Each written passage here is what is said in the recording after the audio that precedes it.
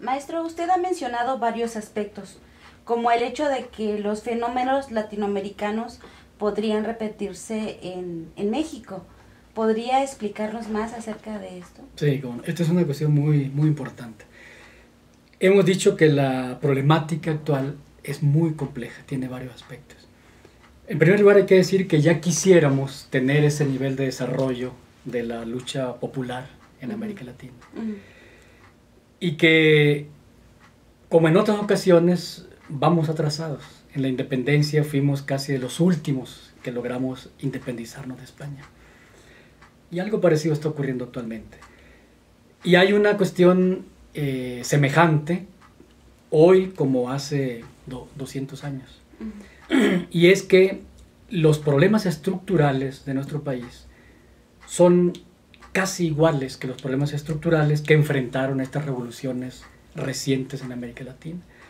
Desde Brasil a Venezuela, pasando por Bolivia, Nicaragua, Uruguay, Paraguay, etc.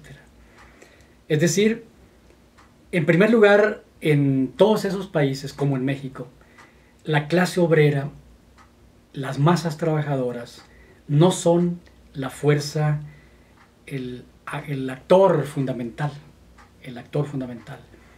sino que los trabajadores actúan cuando actúan como ciudadanos, pero no reivindican sus demandas de clase, es decir, su demanda de superación de la explotación del trabajo asalariado por el capital. Y esto se debe, aquí en México como en América Latina, a varios problemas. Voy a mencionar solamente dos. En primer lugar, el carácter del desarrollo del capitalismo. México, al igual que esos países, es un país que no ha logrado entrar a la modernidad, ¿sí? Que no ha logrado desplegar el capitalismo en lo que Marx llama el desarrollo de la aplicación de la ciencia a la producción, lo que Marx llama la subsunción real del trabajo al capital. Es decir, en la que se eliminen una serie de formas económicas precapitalistas y que el capitalismo esté plenamente implantado a lo largo y a lo ancho de la sociedad mexicana. Y esto es porque la burguesía mexicana no es una burguesía moderna, no está interesada en ningún desarrollo del mismo capitalismo, ¿sí? Es una burguesía mediocre, entreguista, que ningún interés tiene con el mercado interno, con el desarrollo, ¿sí? Y esto naturalmente impide que la contradicción capital-trabajo aparezca como la fundamental. Y otra contradicción, la contradicción entre pueblo y el imperialismo, el imperio, aparece en primer orden.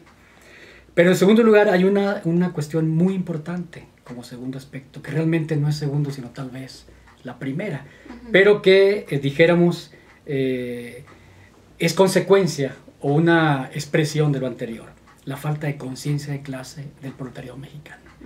No tiene una conciencia de clase y hay otros fenómenos, ¿no? Entonces esto plantea que la revolución, la próxima revolución no sea una revolución anticapitalista, menos en perspectiva comunista, o como suele llamarse una revolución socialista, sino una revolución democrática, burguesa por su contenido económico. Sí, maestro, y por ejemplo en Bolivia, que desembocó a una constitución nueva, que el país, pues, y la población en general apoyó. Nosotros aquí en México, ¿qué garantías tenemos para decir que podemos llegar o para suponer que podríamos llegar a dar ese paso, como lo dio Bolivia, por ejemplo? ¿Cuál sería nuestra garantía fundamental? Bueno, sí. El carácter de la próxima revolución, entonces, sería como el de Bolivia, sería como el de Venezuela. Es decir, en esos países no se ha superado el capitalismo, ¿sí? Ha llegado al poder político, dijéramos, una coalición de fuerzas que no son todavía, cuando menos, de carácter anticapitalista. Si revisáramos, por ejemplo, las relaciones económicas internacionales de Venezuela, Venezuela tiene un gran comercio con Estados Unidos, por ejemplo, ¿sí? Y empresas fundamentales extranjeras están operando en Bolivia, en Argentina, en Brasil, en Venezuela, etc., ¿no? Pero sobre todo, dijéramos, está el proceso de revolución democrática todavía no inconclusa, no se ha concluido más bien. No obstante que ahí el movimiento popular ha sido muy fuerte, ha sido muy fuerte. Es decir, en esos países está generándose embriones de una burocracia, ¿sí?, que puede desarrollar solamente un capitalismo de Estado, ¿sí?, y que de alguna manera, aunque en condiciones nuevas, puede repetirse lo que se dio con el gobierno de Cárdenas en los años 30, por ejemplo. Entonces, aquí en México, a la pregunta muy importante que usted hace, Gaby, la garantía fundamental tanto del triunfo electoral como la coronación de este triunfo electoral es que eso esté apoyado en un levantamiento popular que va a ser cívico, civil y pacífico. Nosotros ya hablamos entonces de un levantamiento popular civil pacífico. Es decir, si la derrota en las elecciones del 2012 se monta sobre una gran insubordinación activa, dinámica, combativa, de amplias masas populares, que no van a ser utilizadas para que un grupo se entronice en el poder político, sino que el gobierno que se conforme sea un gobierno que obedezca las determinaciones de ese pueblo levantado en una acción insubordinada, insurreccional, pacífica.